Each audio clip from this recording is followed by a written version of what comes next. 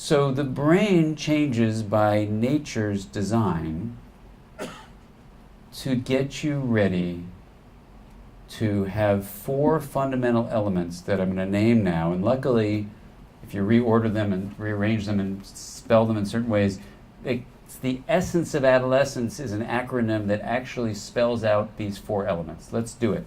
ESSENCE. That's the word essence. The first one is ES, emotional spark. And to describe this to you, I'm going to briefly enable you to picture this, because the Tarcher Penguin people have been really, really kind. They have taped a model of the brain under your chair that you can take home with you. And if you reach under your chair, put your hand under your chair, see where they've taped it with that blue tape that comes up, and if you pull out your arm, you will find attached to your arm a hand. And does anyone find a hand attached to your arm? There it is. So that you can take home with you. And this is your handout for today's talk. And this is your handy model of the brain. If you put your thumb over the top and put your fingers over your thumb, put your thumb in your palm and put your fingers over your thumb, this is the model of the brain. And basically what I want to point out to you is that you have a higher part of the brain called the cortex. If you lift up your fingers, the lower part of the brain, the limbic area, this thumb area, and the brainstem, are basically the source of our emotions, or rise up from the body to the brainstem and the limbic area, these lower areas. So we'll just call these the lower areas. It turns out that what nature does is make it so that the input from the lower areas to the higher thinking, reasoning part of the cortex, this higher part of your hand model, is much higher. So we're going to name that an emotional spark.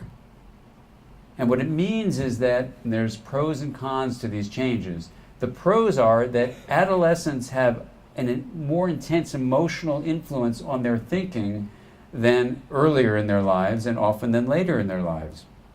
This emotional spark, of course, gives life passion and energy and vitality.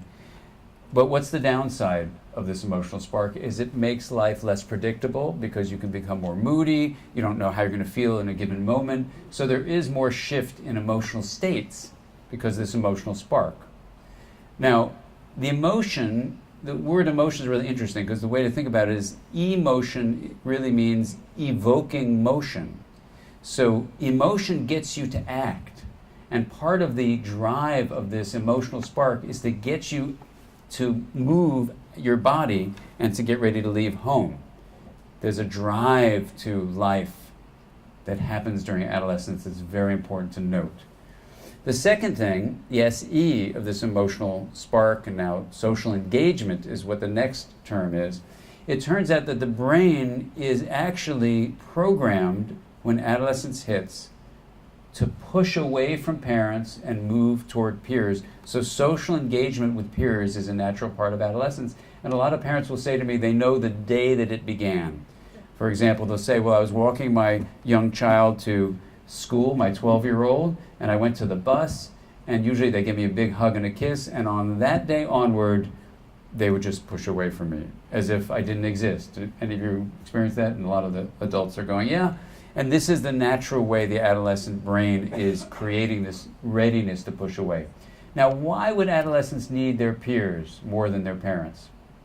Because you have to get ready to leave home, number one. And why do you need to be hanging out with your peers? There's safety in numbers, exactly.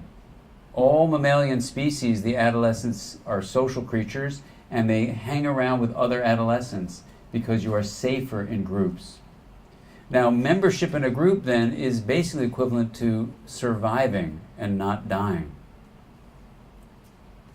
So when an adolescent comes to you and says, I need to buy this jacket, not this one, but I need to buy a certain jacket, or wear certain shoes or whatever, the feeling of life and death about it is about this genetic history that if you are a member of a peer group, you will survive, and otherwise you will die.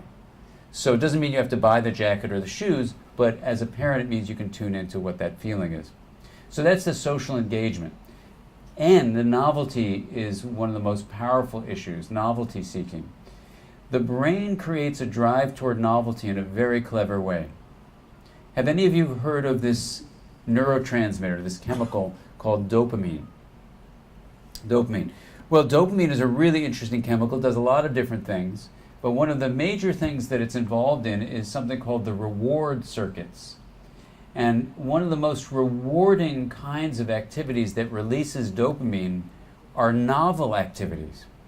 And so what happens in the adolescent brain is the baseline levels of dopamine drop, but the release levels are hugely increased. And what this means is that adolescents, when they're not doing anything, can be really, really bored. So they want to be engaged in something to get their dopamine secreted, but it means that they will be driven to try new things. Now, one of the kinds of new things that really secretes dopamine is something that involves risk and danger and pushing the boundaries. Now, the upside of that is it gets you ready to leave home and try something dangerous. But what's the downside? You can do something dangerous and actually get hurt. So you can imagine this struggle in the brain about how to get this kid out of the house, right? Because you got to take risks to get out of the house. This is what you got to realize as a parent, is that if your child is completely risk averse, they're actually going to be having a hard time leaving home. So it's actually a significant issue if you're totally avoiding any kind of trying out of novelty, which this dopamine change involves. The final part of ESSENCE is creative exploration. It turns out that when you look at the structure of the brain and how it's changing, the brain is also designed to push away from the world that the adults have created for them. And I used to run a program with some colleagues at UCLA called the Center for Culture, Brain, and Development. So we would study how culture shapes the brain across different societies. And what we were able to show was that, in fact, the way you are taught things, not only by your family and attachment relationships, but by the larger culture, shapes the structure of the brain.